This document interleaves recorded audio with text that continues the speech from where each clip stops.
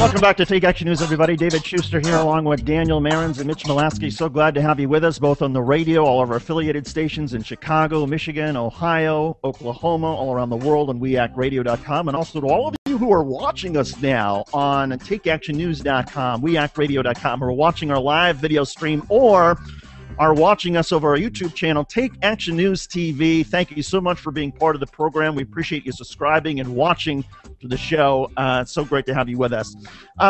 We missed the news a little bit last week involving Michigan because of everything that was happening in Connecticut, but I want to dive right into what happened about a week and a half ago when the state of Michigan, the governor signed legislation that would make Michigan, that makes Michigan a right-to-work state. By all accounts, this plain and simple is union busting. And here to talk about that, whether it's a wise idea or a poor idea, and what all of you can do to influence the outcomes on this, we're so pleased to be joined by Charles Showalter. He's a host of the Union Edge Labor's Talk Radio on We Act Radio. He's also served he's a military veteran. He served as a police officer. Fascinating talking to him last week about being a gun owner. But Charles, first of all, welcome to the program. David, it's always a pleasure. Thank you for having me again. Of course. So, Charles, first explain what happened in Michigan a week and a half ago and why it's so significant.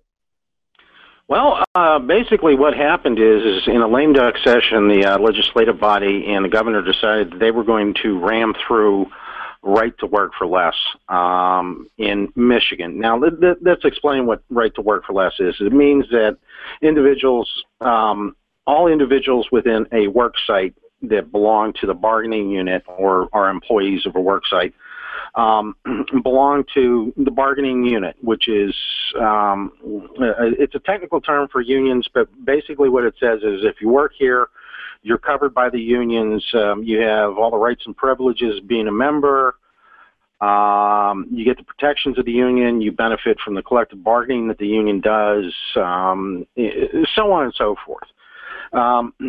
But what happens is, with right to work, what it says is the union is not permitted to compel you to pay dues. Let me try and liken it to AAA membership. Mm-hmm. David, you belong to the AAA, you pay membership dues. I belong to the AAA, I pay membership dues.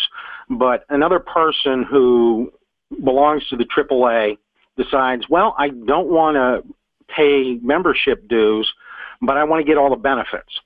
And that's what the state legislature and the governor has put in place in Michigan. Now, there are some restrictions on that. It doesn't cover, number one, the state police within the state of Michigan. Their collective bargaining rights are protected by the Constitution. It also does not cover most law enforcement and firefighters because the governor and the legislative body decided that they were going to exempt those two bodies from the potential issues. Also, anyone working at a job site in the private sector or the public sector where there is a contract in place, that stays status quo until that contract runs out. Also, federal employees with Social Security, the VA hospitals, the postal workers, anybody who works for the federal government is also exempt because their collective bargaining agreements are not covered by the states. But there are some very specific problems with this, and the education process, from what I understand, has already begun. Right now, what happens in a right-to-work state is all wages, all across the spectrum, union, non-union, government employee, private sector employee, start to go down. Generally speaking, in a right-to-work state, if you compare it apples to apples, oranges to oranges, with a non-right-to-work state, the right-to-work state employees lose about $1,500 a year. There are other problems. For instance, health and safety issues start becoming a problem when the work sites are not covered by the union. One classic example I can tell you, recently, over the last couple of years, black lung has started to make a major resurgence in coal mines here in the United States, with the exception of unionized coal mines.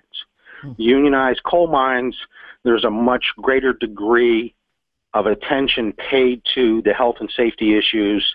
The older coal miners, not for nothing, they look out for the younger coal miners and say, make sure you're wearing your respirator. Let's make sure that we do the other things to protect ourselves. Additionally, because of the lower income that people derive from a non-union state or a right-to-work-for-less state, the tax base goes down. When the tax base goes down, we have less money for our schools, our roads, our bridges, our cops, our firemen, and our paramedics. So as a result, if you look at right-to-work states where it comes to education level or education success in our K through 12, it is lower than non-right-to-work state. So these are some of the things that people have to look out for. Charles, and I know by talking to our friends with Work in Progress in Grand Rapids, Michigan, that the education process has already started, and the public's going to be, the unions and allies are going to continue to educate the public on these issues. Charles, there's the argument that is made by a business, and we heard it on some of the local newscasts up in Michigan. They argue, well, wait a second, if we're able to somehow sort of choke the unions or starve the unions, whatever term we want to use, that will make Michigan more attractive for businesses who are somehow afraid of unions. What's wrong with that argument? Well, you know, that argument has been made with a number of different states. Most recently, Indiana. Indiana went right to work just before Michigan. Now, they had a number of companies stand up and say, oh, now that it's a right to work state, we're going to come into Indiana and we're going to bring jobs and do all these other wonderful things. Well, the problem was, even before right to work, they were in the process. They had already signed contracts, and they were working towards coming into Indiana anyway. So that kind of blows that argument out of the water. The other argument that companies say is this is going to bring in more jobs. Well, you have to ask what kind of jobs.